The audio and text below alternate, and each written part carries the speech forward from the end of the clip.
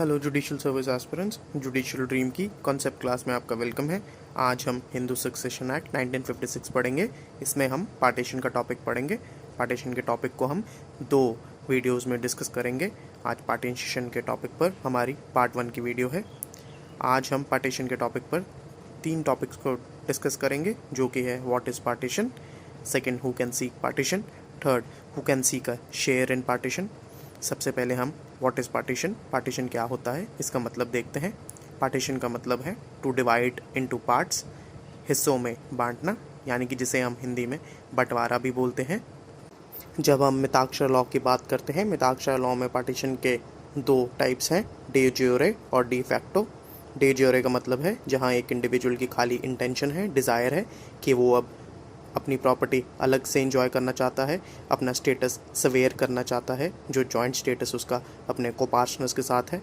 और de facto partition वो होता है जहाँ पर वो अपनी ये इंटेंशन, ये अपनी इच्छा जाहिर कर दे, डिक्लेयर कर दे और अपना हिस्सा लेकर अलग हो जाए। आइए अब देखते हैं पार्टीशन कैसे होगा।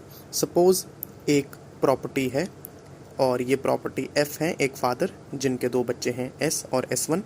अब एफ ने ये प्रॉपर्टी डिवाइड करनी है, पार्टीशन करना है एस और S1 के बीच में। तो क्या ऐसा होगा, ये जो प्रॉपर्टी है इसका आधा हिस्सा एस को मिल जाएगा और आधा हिस्सा S1 को मिल जाएगा? आइए देखते हैं। जी नहीं, ऐसा नहीं होगा। इसमें कुछ डिडक्शंस होंगी। डिडक्शंस जैसे कि डेट्स, जो भी फादर ने इस प्रॉपर्टी पर या फादर ने कोई अपने पर्सनल कर्जे ले रखे हैं तो पहले उनको चुकाना होगा। और अगर फादर के पास कोई और सोर्स नहीं है तो वो जो फादर प्रॉपर्टी डिवाइड करने लगे हैं उसी में से चुकाई जाएगी। इसके अलावा कोई मेंटेनेंस, अगर कोई डिपेंडेंट्स हैं जिन्हें फादर मेंटेन करते हैं तो उनकी मेंटेनेंस का खर्चा भी इसी प्रॉपर्टी से जाएगा पहले।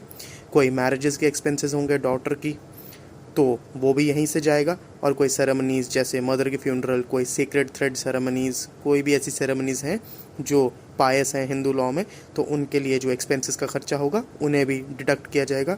और जो रिमेनिंग प्रॉपर्टी होगी खाली उसी का पार्टीशन होगा दोनों S और S1 के बीच में। इसके बाद आपको ध्यान रखना है कि जो आप पढ़ रहे हैं जिस प्रॉपर्टी का, वो ज़रूरी नहीं है एक ज़मीन का एक टुकड़ा ही हो या कुछ पैसे हों। ऐसा भी हो सकता है कि आप अपने घर के पास कोई कुआं या कोई गाड़ी या किसी मंदिर जो घर में है या उसमें पड़ी हुई मूर्तियों का पार्टीशन कर रहे हैं। तो आप ऐसे केस में क्या करेंगे? आप घर के 2 टुकड़े, कुएं के 2 टुकड़े या मूर्तियों के मंदिर के 2 टुकड़े तो नहीं कर सकते हैं। तो अब आप क्या करेंगे? तो ऐसे केस में इक्विटेबल डिवीजन होती है ऐसी प्रॉपर्टीज़ की जो इम्पार्टेबल हो, जिनकी डिवीजन ना हो सकी हो। फॉर एग्ज़ाम्पल, अगर जैसे कोई कुआं है तो उसे टर्न बाय टर्न कोपार्टनर्स यूज़ कर सकते हैं। या फिर जैसे कोई अगर व्हीकल है तो आप एक को पार्टनर को व्हीकल दे सकते हैं कि वो यूज़ कर ले, उन्हें अलॉट कर सकते हैं, और दूसरे को पार्टनर को उस व्हीकल की जो कॉस्ट है उन्हें कॉम्पनसेट कर सकते हैं। और या फिर जैसे आपका कोई मंदिर है घर का, या फिर कोई आइडल्स हैं, मूर्तियां हैं, तो उन्हें कॉमनली यूज़ कर सकते हैं सारे को पार्टनर्स टर्न बाय टर्न। अब हम आगे पढ़ते हैं who can ask for partition. Partition कौन कौन मांग सकता है? तो इसमें सबसे पहले हमारे पास आते हैं फादर।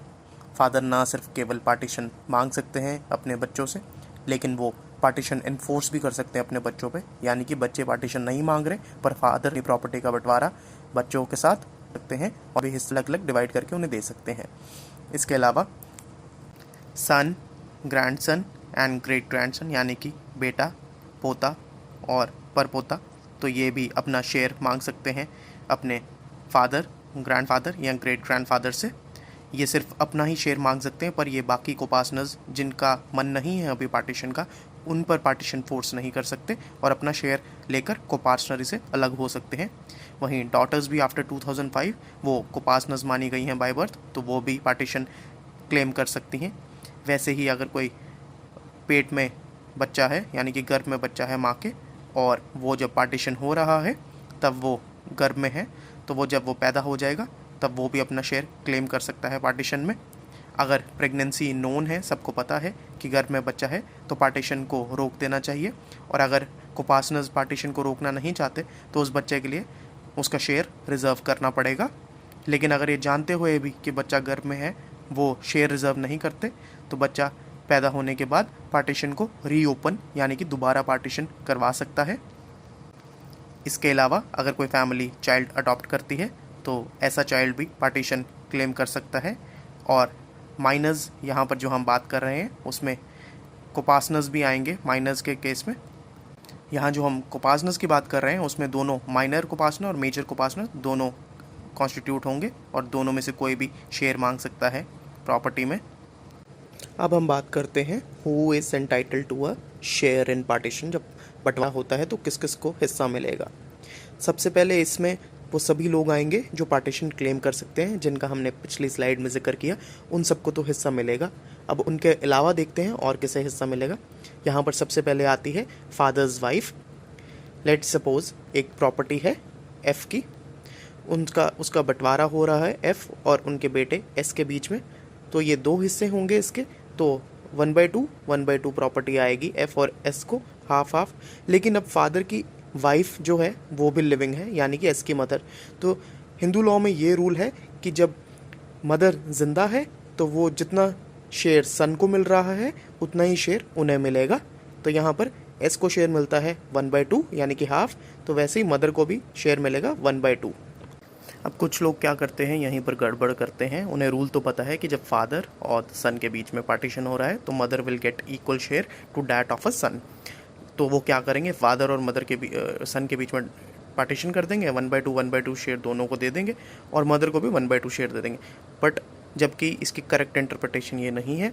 करेक्ट इंटरप्रिटेशन ये है कि आपने मदर को भी एक तरह से एक मेंबर गिनना है जिसके बीच में पार्टीशन हो रहा है। आप मदर को भी एक तरह से एक सन ही कंसिडर कर सकते हैं कि एक फादर का, अगर मदर जिंदा है तो एक फादर का 2 सन्स के बीच में पार्टीशन हो रहा है, तो मदर को भी आप एक सन कंसिडर कर लीजिए और उस प्रॉपर्टी के 3 हिस्से कीजिए। तो फादर को आएगी 1/3 प्रॉपर्टी, सन को आएगी 1/3 और मदर को आएगी 1/3। तो ये है इसकी करेक्ट इंटरप्रिटेशन।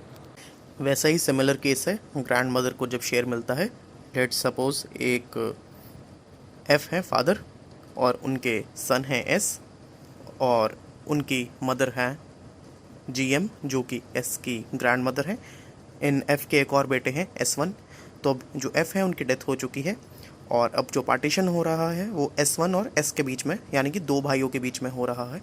अब इन 2 भाइयों को जो शेयर मिलेगा इंडिविजुअली, तो वैसा ही एक शेयर जो इनको मिलेगा उतना ही ग्रैंड मदर को मिलेगा इनकी। तो हम इनको 1/2 नहीं करेंगे, हम ग्रैंड मदर को भी एक समझिए सन ही गिनेंगे, यहाँ पर इनका भाई गिनेंगे और हम 3 हिस्से करेंगे 1/3 1/3 1/3। तो एस को मिलेगा 1/3, S1 को 1/3 और ग्रैंड मदर को भी 1/3। अच्छा, अब इसके बाद हम देखते हैं विडो ऑफ कोपार्टनर का क्या केस है। अगर कोई कोपार्टनर है जिनकी डेथ हो जाती है तो उनकी विडो को कितना शेयर मिलेगा प्रॉपर्टी में। अब सिंपल सा रूल ये था कि अगर एक कोपार्टनर है, उनकी कोई सेपरेट प्रॉपर्टी है और उनकी डेथ हो जाती है तो विडोज़ जो होंगी उनको एक शेयर मिलेगा। जैसे फॉर एग्ज़ाम्पल एक एफ़ है, उनका बेटा है एस और उनका बेटा है SS। अब एफ़ की डेथ हो जाती है, उनके बाद उनकी विडो पीछे रह जाती है। एस की भी डेथ हो जाती है, उनके बाद उनकी विडो पीछे रह जाती है और SS की भी डेथ हो जाती है और उनकी विडो पीछे रह जाती है। तो अब ये तीनों विडोज़ जो हैं, ये जो सेपरेट प्रॉपर्टी थी कोपार्टनर की, इनका एक शेयर इंडिविजुअली लेंगी। यानी कि यहाँ पर 3 विडोज़ हैं तो 1/3 1/3 1/3 शेयर लेंगी। ये राइट इनको दिया गया था women's right to property act 1937 के तहत।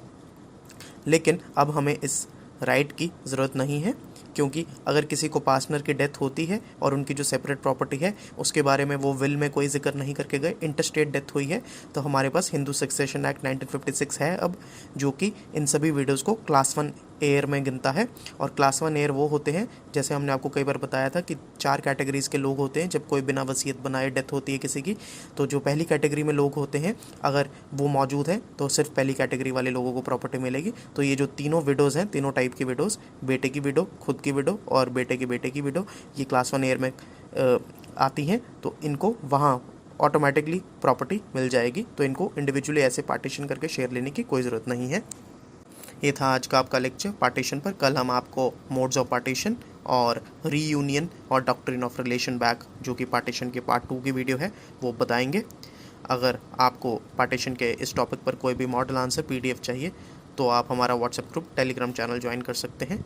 और हम आपको बता दें कि मध्य प्रदेश जुडिशल सर्विसेज के एग्ज़ाम आ रहे हैं, तो उसके लिए हमने आपके लिए स्पेशल टेस्ट सीरीज़ बनाई है। ये टेस्ट सीरीज़ 13 सितंबर 2020 से शुरू हो रही है। आपका फर्स्ट टेस्ट IPC का है, इसमें 100 क्वेश्चंस पूछे जाएंगे।